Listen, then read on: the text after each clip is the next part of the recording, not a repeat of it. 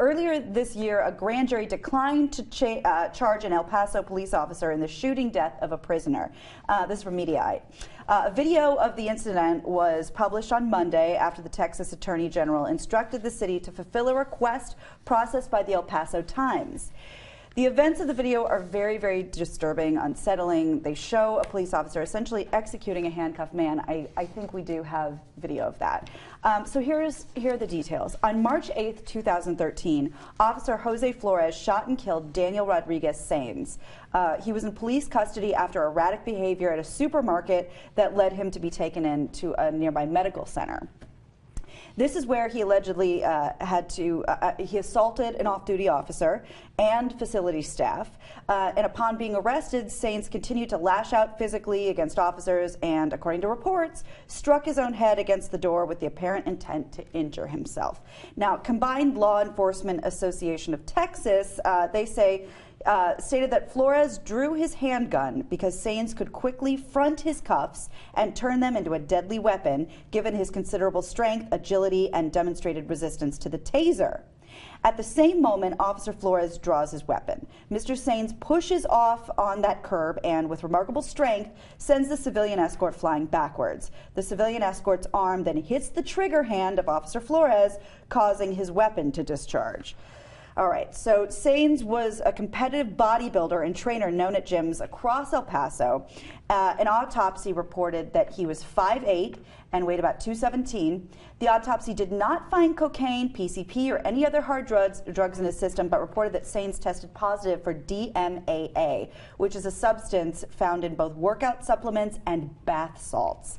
Synthetic stimulants can cause paranoia, panic attacks, and impair the perception of reality. So you're about to see the video in a second. It's not perfectly clear, right? And so, but we want to give you a warning, of course, that it's disturbing anyway. Yeah. But when you look at the police reports that we just read to you, it is like perfect case for the cops. They tried to do the best they could. I mean, they shot a guy who was handcuffed.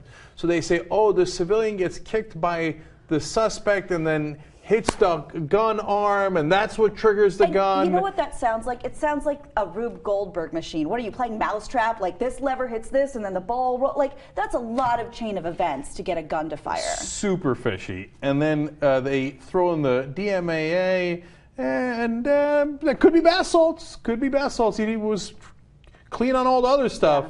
Yeah. That also seems a little fishy. Yeah. So now, having said all that, let's take a look at the video and judge for ourselves.